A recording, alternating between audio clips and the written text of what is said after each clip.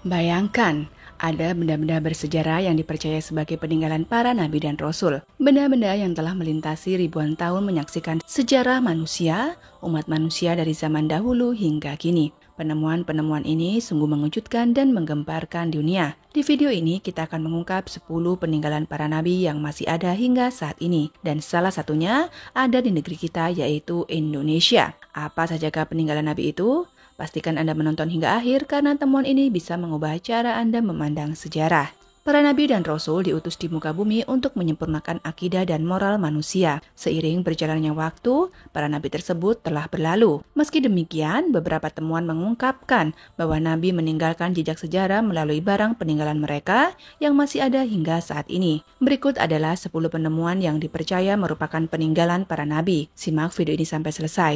Namun sebelum lanjut, saya sarankan untuk menuliskan sholawat yang kita tujukan kepada Nabi Muhammad di kolom komentar, agar kelak sholawat ini bisa menjadi saksi kita untuk mendapat syafaatnya di akhirat. Like dan subscribe ke channel ini sangat membantu menyebarkan dakwah Islam dan semoga menjadi amal jariah untuk kita semua. Yang pertama adalah telapak kaki Nabi Muhammad SAW yang tercetak di atas batu. Nabi Muhammad merupakan seorang nabi dan rasul terakhir bagi umat muslim. Beliau adalah manusia paling mulia di muka bumi. Nabi Muhammad diutus oleh Allah untuk menyebarkan agama Islam. Hadis riwayat Ibnu Isa dari Ibnu Abbas, Rasulullah dilahirkan di Mekah pada malam yang tenang di hari Senin 12 Rabiul Awal, tahun Gajah, dan wafat di Madinah pada 8 Juni 632 Masehi. Hingga akhir zaman, Rasulullah akan selalu dikenang dengan banyaknya penemuan barang peninggalan beliau yang disimpan di Istana Topkapi, Istanbul, Turki. Salah satunya adalah telapak kaki Nabi Muhammad. Telapak kanan itu tercetak saat peristiwa Mi'raj,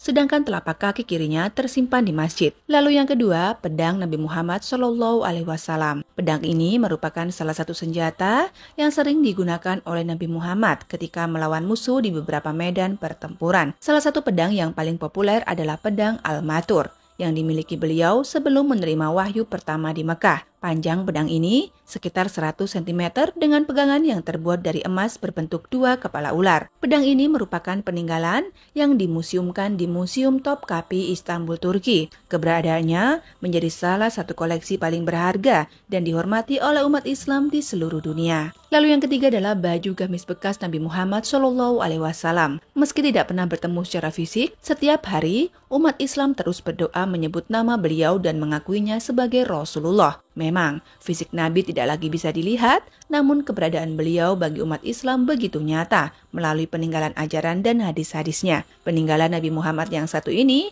adalah baju gamis yang tersimpan rapi di Museum Topkapi, Turki. Barang tersebut bisa memberikan gambaran bagaimana kehidupan Nabi pada saat itu. Baju gamis yang beliau sering pakai sungguh sederhana. Lalu yang keempat adalah tabut perjanjian Nabi Musa alaihissalam. Institut Pencarian Arkeologi Alkitab atau BASE yang berbasis di Amerika Serikat mengumumkan bahwa penelitiannya diduga telah menemukan lokasi peninggalan Alkitab yang berisi 10 perintah Allah yang diwahyukan kepada Nabi Musa. Tabut perjanjian dianggap oleh beberapa pihak sebagai misteri terbesar dari semua harta yang tersembunyi. Menurut para arkeolog BASE, perjanjian tabut pertama kali dikirimkan ke Mesir, lalu dibawa ke Ethiopia. Tabut sendiri, sebuah peti yang dibuat oleh pengrajin bernama Bezalel. Bentuknya terbuat dari kayu akasia dan dilapisi emas. Konon katanya, siapapun yang berhasil menemukan tabut tersebut akan mendapatkan keagungan dan kejayaan, serta dapat menguasai dunia. Lalu yang kelima ada kunci-kunci Ka'bah. Istana Topkapi merupakan museum barang peninggalan para nabi.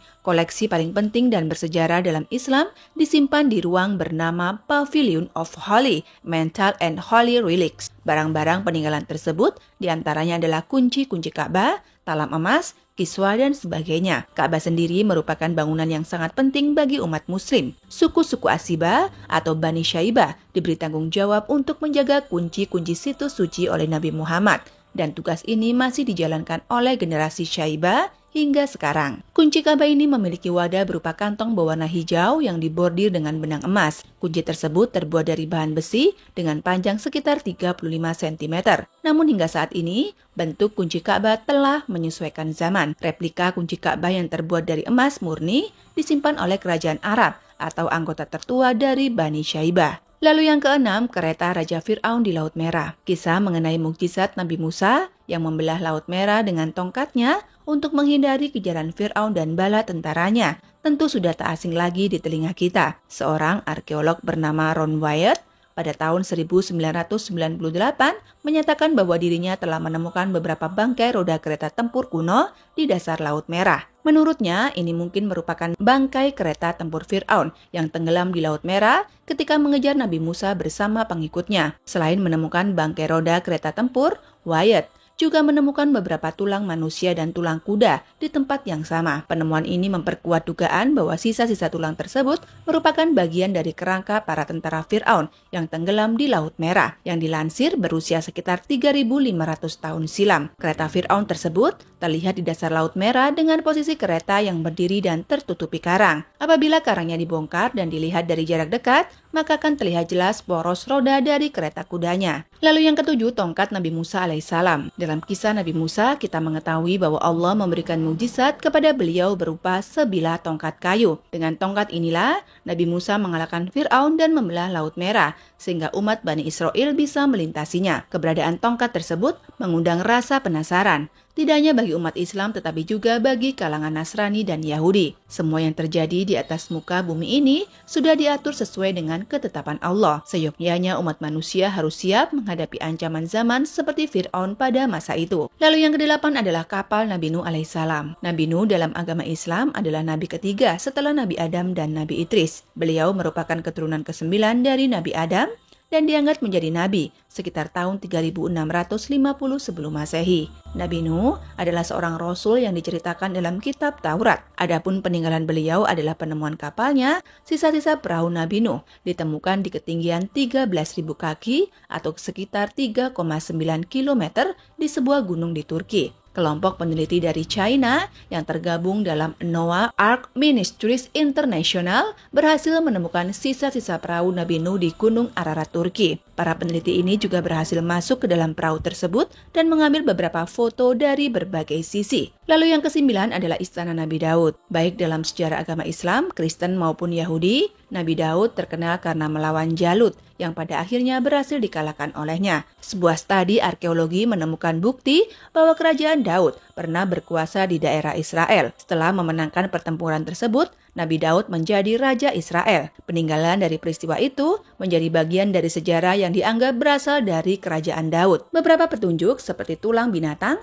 dan sisa keramik ditemukan di sekitar runtuhan bangunan. Namun keberadaan kerajaan Daud masih menjadi perdebatan hingga saat ini. Dan yang terakhir adalah Candi Borobudur sebagai peninggalan Nabi Sulaiman. Tapi benarkah ini? Ketika Anda mendengar kalimat barusan, mungkin muncul kebingungan. Apakah benar Nabi Sulaiman diturunkan di Indonesia? Jika kita melihat sejarah Candi Borobudur, beberapa sumber menyebutkan bahwa candi ini merupakan peninggalan Nabi Sulaiman. Kiai Haji Fahmi Basya, seorang matematikawan Islam, menemukan beberapa fakta sejarah yang mendukung hal tersebut. Ia menyebutkan bahwa nama Nabi Sulaiman sudah menunjukkan ciri nama orang Jawa dengan awalan Su. Dari 25 nabi, hanya Nabi Sulaiman yang memiliki nama dengan awalan Su. Selain itu, negeri Sabah yang disebut dalam Al-Quran diyakini ada di Indonesia, yakni di daerah Wonosobo. Bangunan Candi Borobudur disebut sebagai bangunan yang tidak diselesaikan oleh para jin karena mereka mengetahui bahwa Nabi Sulaiman wafat. Di Borobudur juga terdapat bangunan yang belum tuntas yang diyakini sebagai tempat berkumpulnya Ratu Sabah dan rakyatnya. Tak banyak orang yang mempercayainya.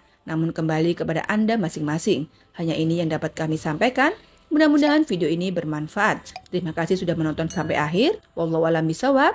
Wabila taufik wal hidayah. Wassalamualaikum warahmatullahi wabarakatuh.